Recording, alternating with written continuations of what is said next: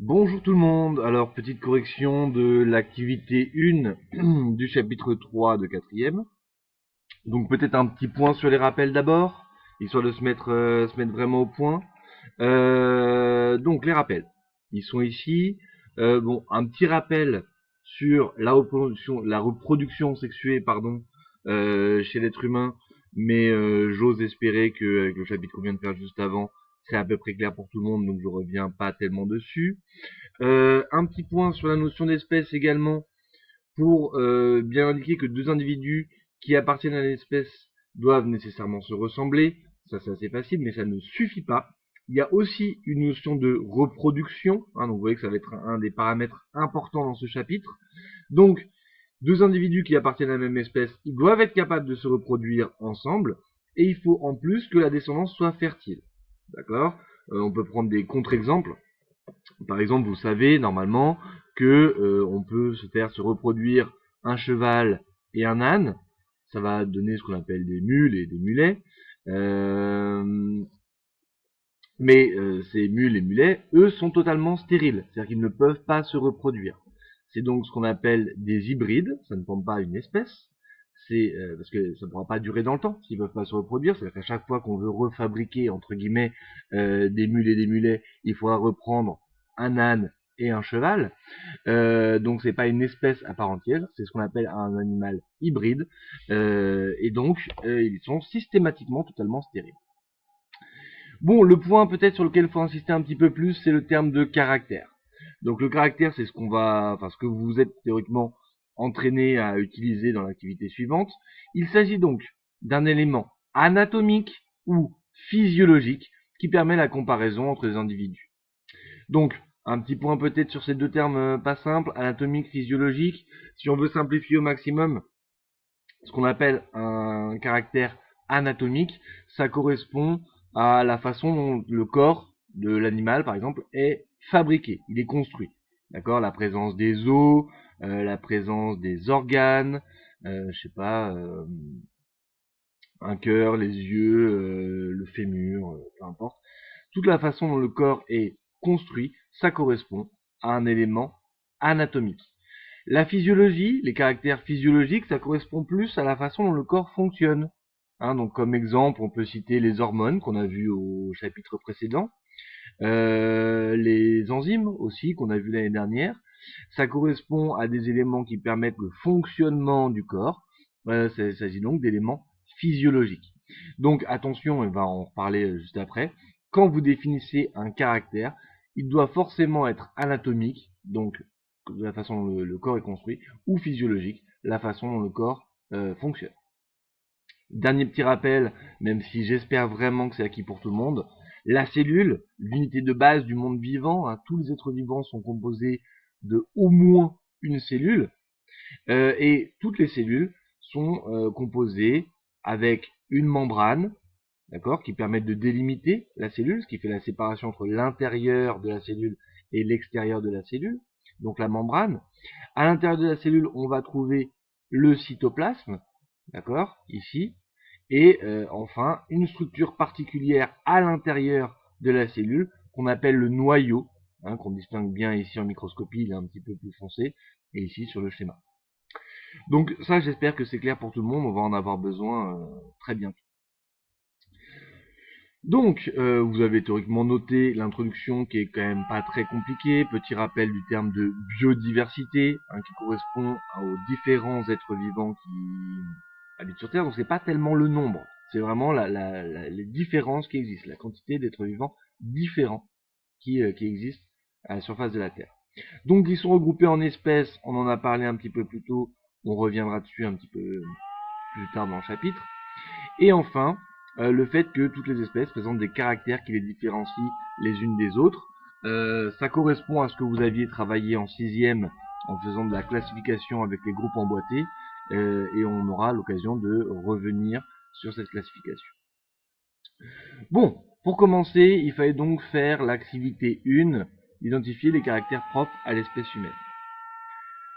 Alors, les documents, ils sont ici. Il se trouve que ce sont exactement les mêmes que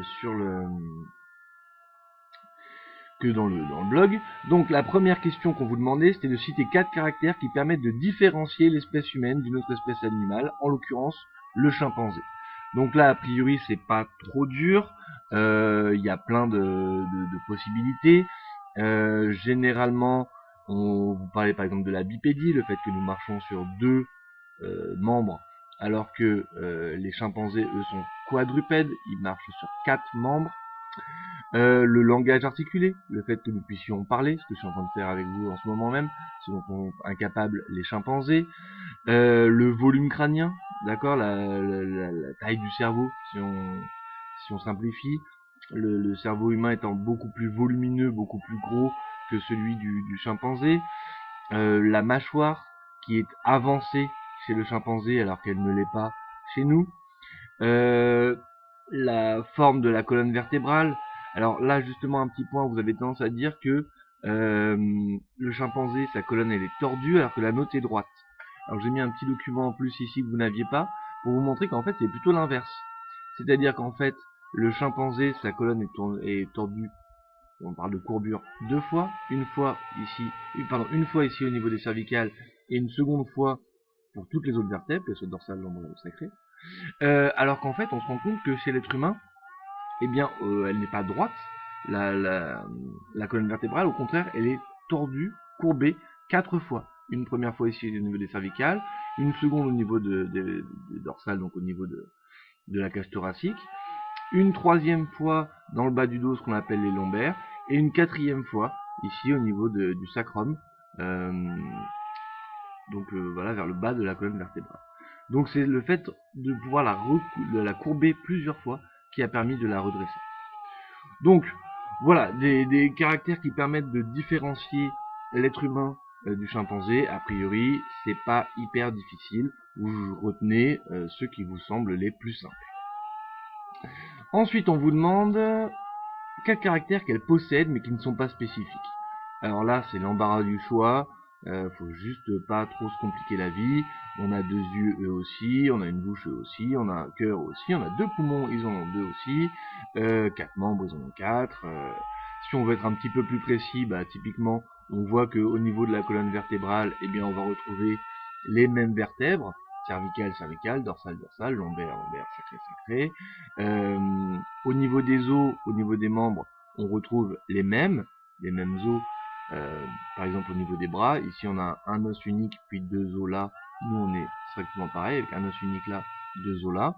Donc des points communs entre le chimpanzé, des caractères communs entre le chimpanzé et l'homme, il y en a vraiment énormément. On a beaucoup plus de ressemblances que de différences avec eux. Donc un petit point sur les erreurs à ne pas faire.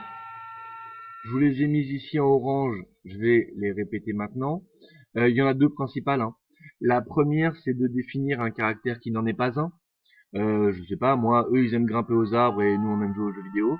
Bah, c'est pas anatomique, c'est pas physiologique, donc c'est pas un caractère, c'est pas un élément qu'on peut utiliser pour faire une comparaison de ce type.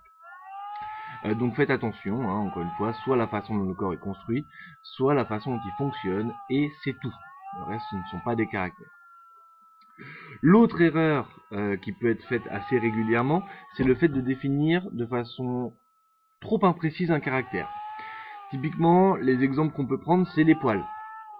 Si vous dites poil, c'est un caractère qui est commun, parce que les chimpanzés ont des poils, nous en avons aussi, ne serait-ce que les cheveux, qui sont des poils. Par contre, si on parle de pilosité, c'est-à-dire la quantité de poils, alors là, effectivement, c'est un point qui permet de faire la différence, avec une forte pilosité du côté du chimpanzé et une faible pilosité du côté de l'humain. Même genre de choses avec le cerveau. Si vous dites le cerveau tout court, c'est un point commun. Ils ont un cerveau, nous aussi. Par contre, si vous parlez du volume cérébral, c'est-à-dire la taille du cerveau pour faire simple, eh bien effectivement, le volume cérébral de l'humain est nettement plus important que celui du chimpanzé. Donc c'est très simple, il faut juste faire attention de bien prendre un caractère qui est un caractère et de le définir suffisamment précisément pour bien indiquer ce dont vous voulez parler.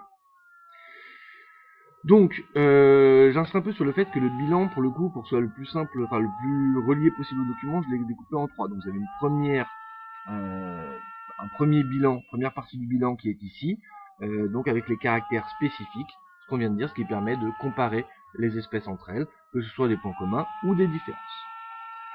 La deuxième question, c'était d'utiliser ces documents.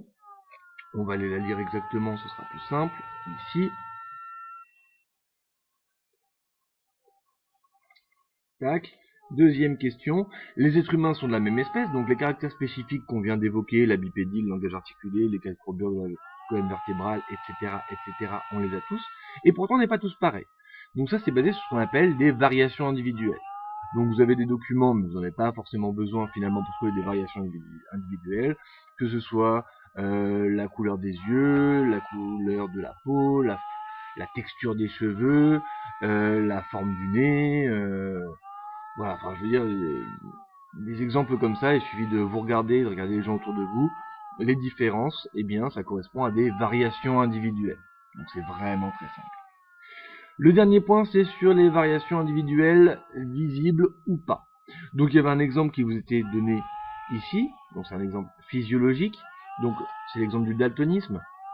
Quand vous croisez quelqu'un qui est daltonien, je vais y arriver, vous n'avez aucun moyen de le savoir.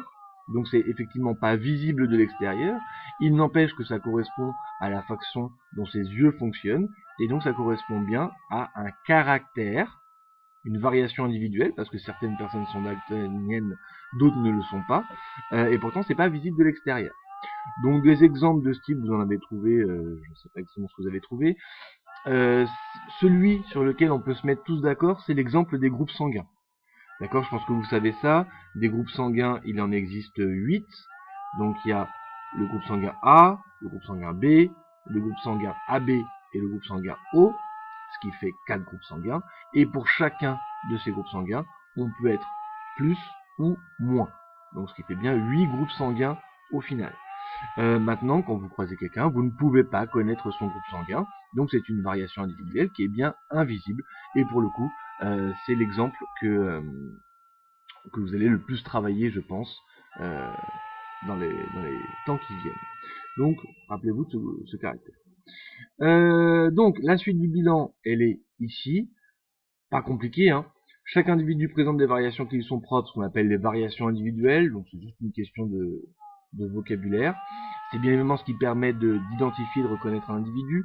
C'est-à-dire que si vous croisez votre copain machin, et ben le fait de savoir que c'est machin et pas quelqu'un d'autre, c'est en se basant sur ces variations individuelles que vous êtes capable de le reconnaître. Et le dernier point qui est peut-être le plus difficile en termes de vocabulaire, c'est le mot phénotype. D'accord ? Le phénotype, ça correspond à l'ensemble des caractères d'un individu. Que ce soit des caractères spécifiques, hein, le fait d'avoir 2 bras, 2 yeux, une bouche, ça fait partie du phénotype. Et après, les variations d'avoir les cheveux blonds, la pommade et un groupe sanguin A positif, par exemple, ça fait aussi partie du phénotype. D'accord ? Donc tous les caractères d'un individu, l'ensemble est regroupé sous le terme de phénotype. Donc un mot qui est important de retenir assez rapidement. Pardon. Voilà, j'espère avoir été à peu près clair.